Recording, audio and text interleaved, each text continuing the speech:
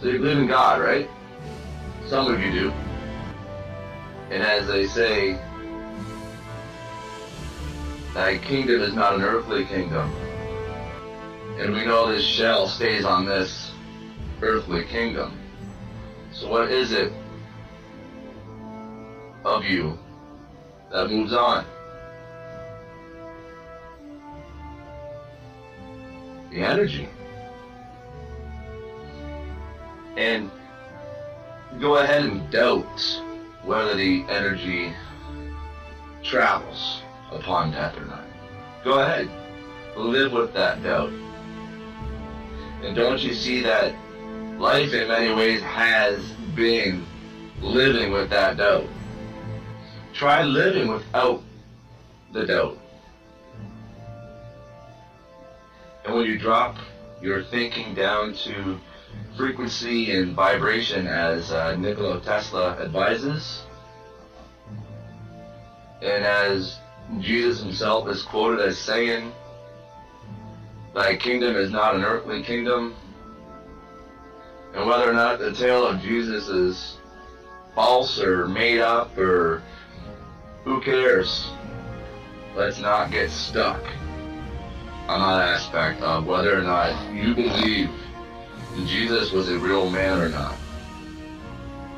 Because in years to come, generations down the line, looking back on people in our lives, will we not go, I can't believe a man like that existed? And you know, it's not that you have to live on that same level that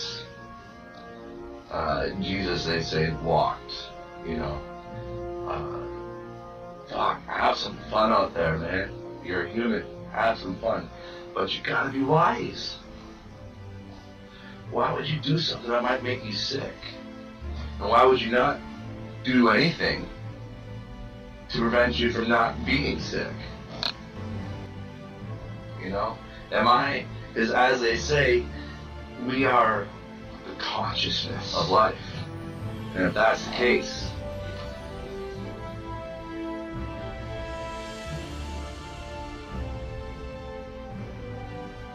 are we observing each other? Or am I observing another self? The same yet different.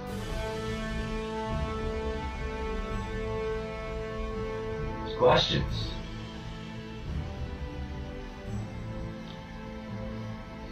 And yes or no answers. Doubt or don't.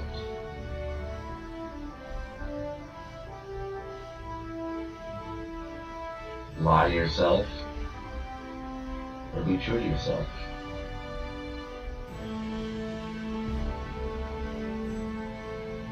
And I'm not saying that anyone is lying to themselves. I'm not lying to myself right now, I'm just talking. They say communication is the key. So if I'm just communicating thoughts randomly happening inside my brain as my neurons are firing, what is it that is observing your thoughts and deciding, use these words, say these words? Because there's a lot more going on in my head right now that is behind the scenes. You know, like that's just how the brain's a computer like that. We know that. So how is it that we doubt that an energy outside of ourselves exists that is allowing all this to happen? When you look up into space and everything you see, everything that the space and the size of right? Do you realize how you are seeing that?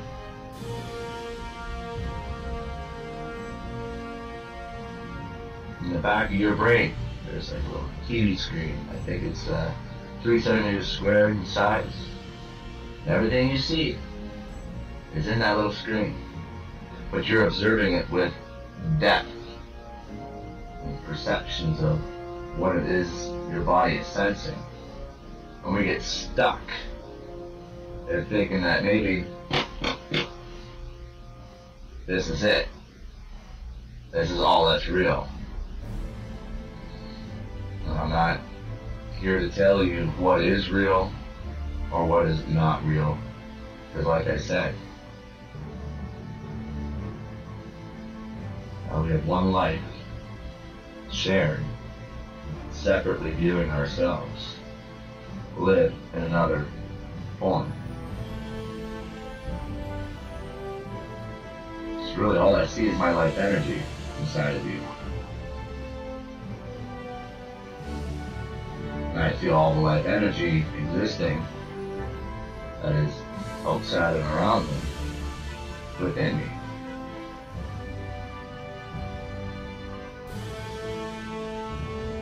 And I was advised to, when it comes to poetry, because really that's what I am at heart. I got a poetic mind, I've been told. Although I don't see it as such, I just see it as I'm just being myself, I'm just being me. And I realized from the moment December 2009, my life just seemed to have done a 180 in how I am around people or how I act around people. And basically, life was a party, man, and life still is that party. I'm a part of that party. I've taken a 2-year hiatus, want to say, from it all. And yes, I still went out every once in a while, and I still cut loose. I'm not saying I'm gonna go back to cutting loose like I was before and all that shit. What I'm saying is, I understand I'm that same being now that I was back then. Only now, I understand aspects of my life from dealing with issues that should have been dealt with at a younger age. And had I dealt with them at a younger age, maybe I'm not here now speaking to you like I am. But at the same time, I also don't have the life that I had. And I wouldn't trade, I would go through it all over again if knowing the end result is this here. Not me speaking to you online, and not that. I'm talking all of it. And so I was advised to, when it comes to poetry, let the people inside the mind of the poet try to relate to the audience. Try to just be yourself. Try to, all this advice, and I just want to go up there and be me. I just want to go up there and be me, And sometimes being me, there's funny voices that come out in the poetry, or there's, deep, dark thoughts, deep, dark voices. But it's only theatrical. And you realize, oh my goodness, I was doing shit like that before, but I was under alcohol consumption and being alive at the party and just having a blast, and I was accepted. Now, I take a 2-year hiatus from that party atmosphere, and I understand it. People don't understand, they don't get, wow, what's going on.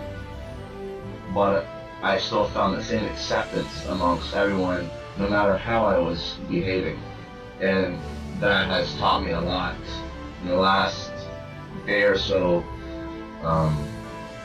reflecting on my past.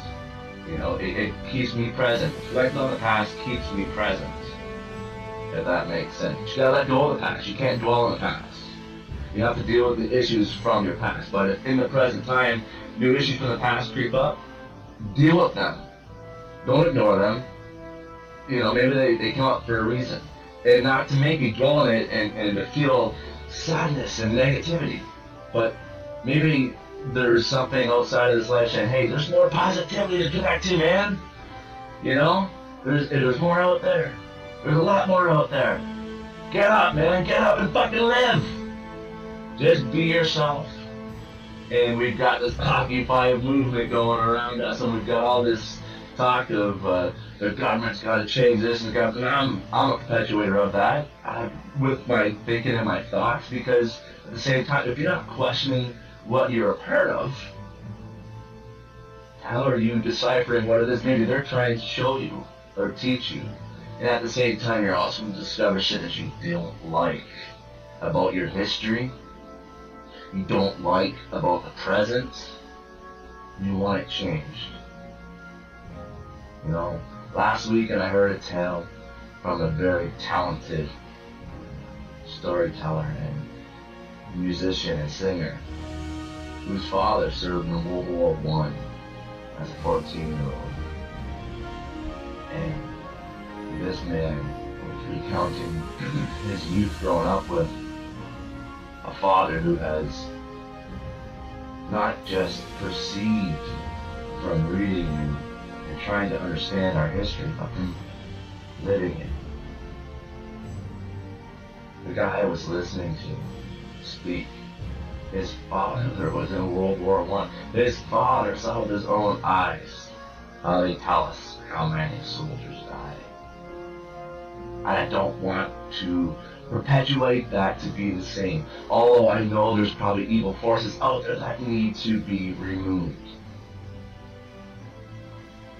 And sometimes these evil forces, to remove them, it's just a clarification of thoughts, perceptions. Communication shall be the key. I'm not going to be communicating with you if I'm fucking dropping a bomb on you. But if you won't open your fucking mind and communicate with me, then you gotta realize from our history that there's many among us that feel a bomb is the only way to open up your mind to think. Or fear. Get inside their mind and open it up with fear. Make them see it with fear. Fear this life. Love this life. Don't fear it. Don't fear speaking and communicating and talking and sharing secrets and thoughts. That is key. It's paramount to change. Because when you go within your own mind, there's a communication going on that's happening. Your inner voice and these thoughts that I'm talking about right now. All these thoughts, all this chaos. You're making order out of it. Whether you're making a correct order or a true order, you're making order out of it. You are. And at the forefront of this order that leads you out of the chaos, I describe as life's only vital essence. We live in that love. And as we were told, the source is love. God is love. Jesus is love. So within those words, go within your mind and try to unlock the mystery. And know that it's okay that you don't need to be righteous about what it is you're believing and thinking. Excuse me. It's okay to stand proud and stand tall on something, but at the same time being able to concede, you know what, I might be wrong. Bullshit. But at the same time, just live your life and be who you are. So, with that said, let's just open the book up. Okay. Page 40.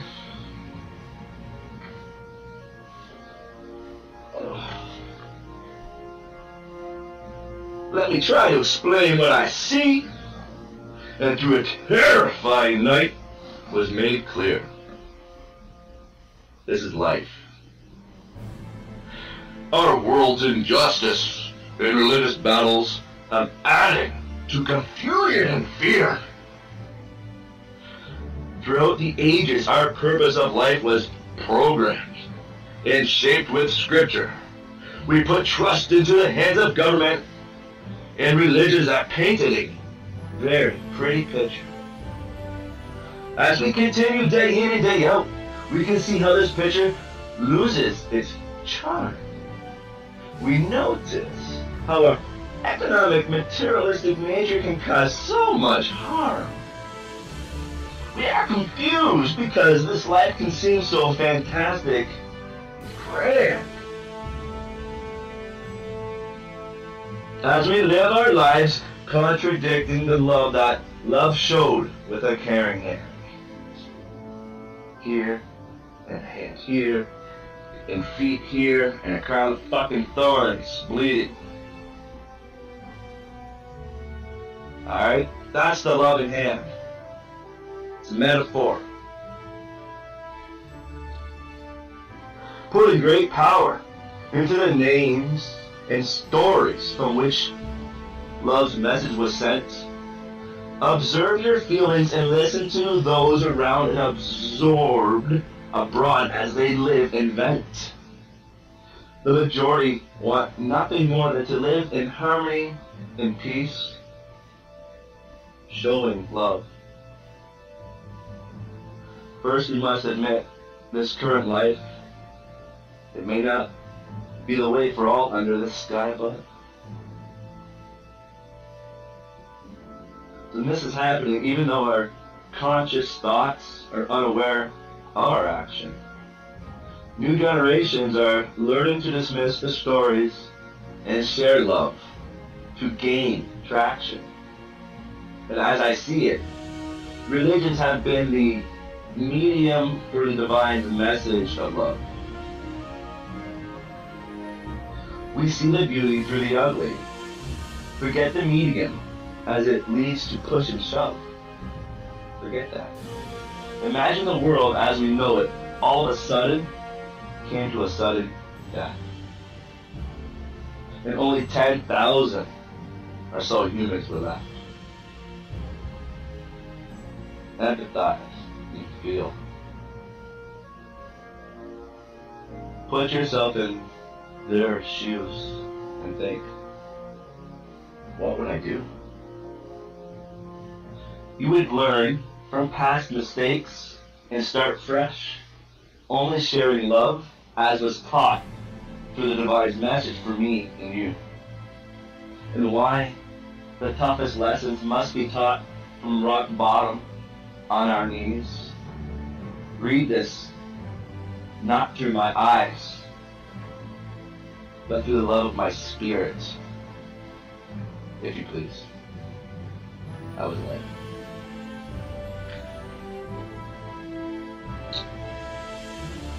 Sometimes life can lead you to crossroads.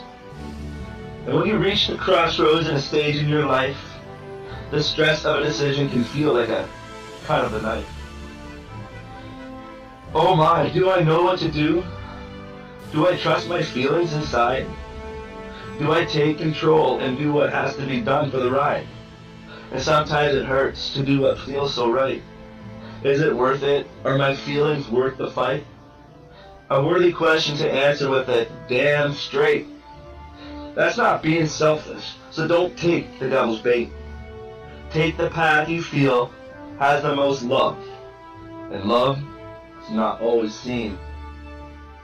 Trust in yourself and your spirit, for your spirit is the divine's go-between. And that crossroads, right? When we're thinking on that crossroads, it's like trying to tap into our survival instincts, survival intuition. Do I have a sixth sense? Should I doubt that? Was that really just a coincidence? Oh, just go with the flow, man. Who cares what people may think of your thoughts when you try to explain yourself? As long as you can understand the explanation going on inside your mind for why you're doing what you're doing.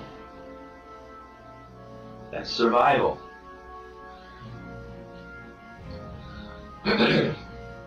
So focused on ourselves, trying to survive each day, to pay bills and buy food while the economy drains our pay. To maintain the norm, it is easy to lose sight of the picture. Looking to God and the message we glean from the scripture, somehow it doesn't add up, and why is life so cryptic? The error, I believe, is trying to follow what's being scripted. Dig deeper inside your soul and question how you feel. This is as God planned. The love story is real.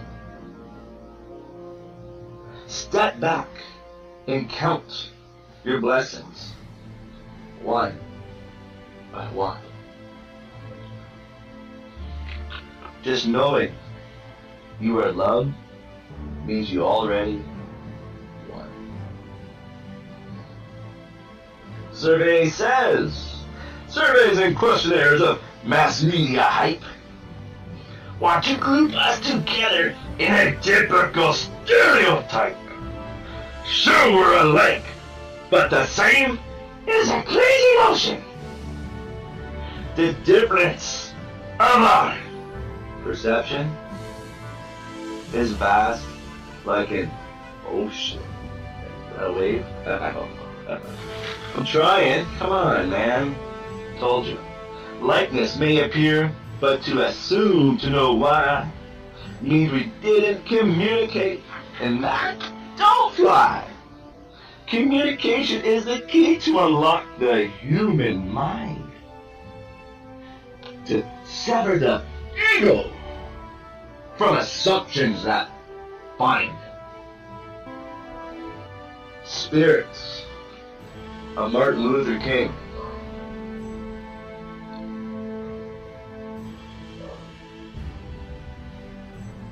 What I did was took the beginning of a Martin Luther King Jr. speech and I swapped out a couple words.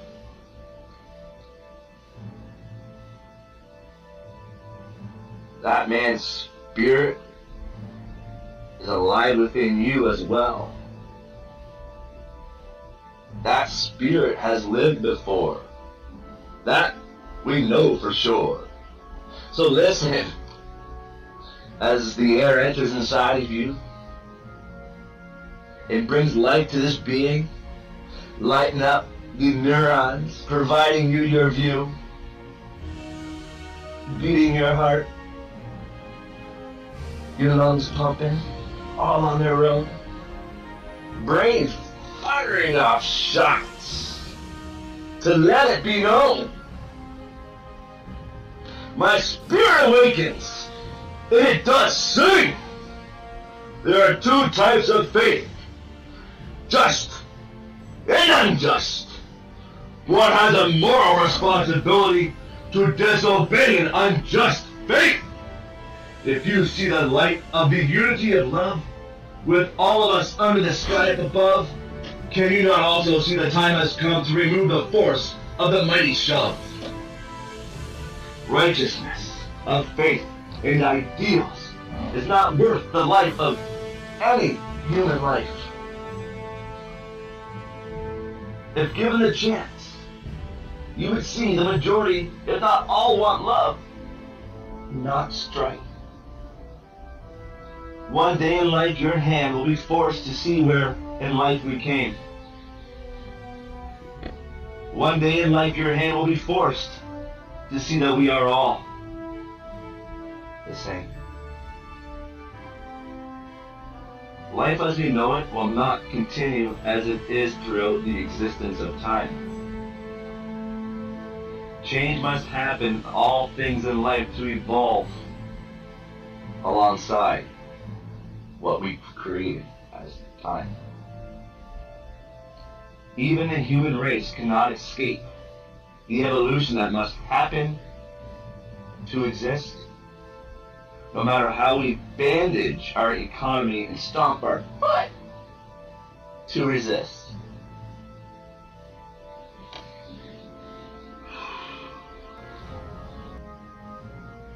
Now we'll stop there. I was page 42 for that poem was found.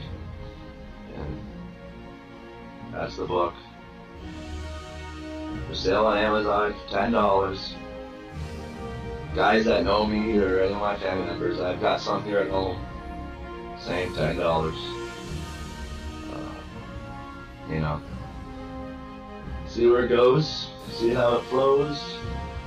Not trying to do anything different than any other artist who is just sharing thoughts from the side of their head, you know. And if I had a voice that I could sing, I would sing these words instead. But instead, I write them down in simple rhymes and share them with you as we pass time. Talk to them. Bye.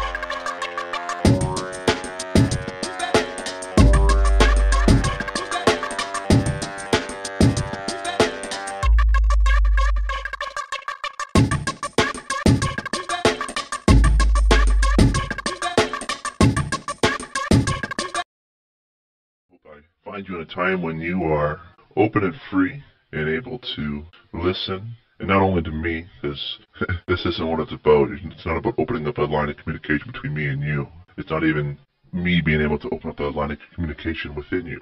This is me knowing about this line of communication that I know you have within you.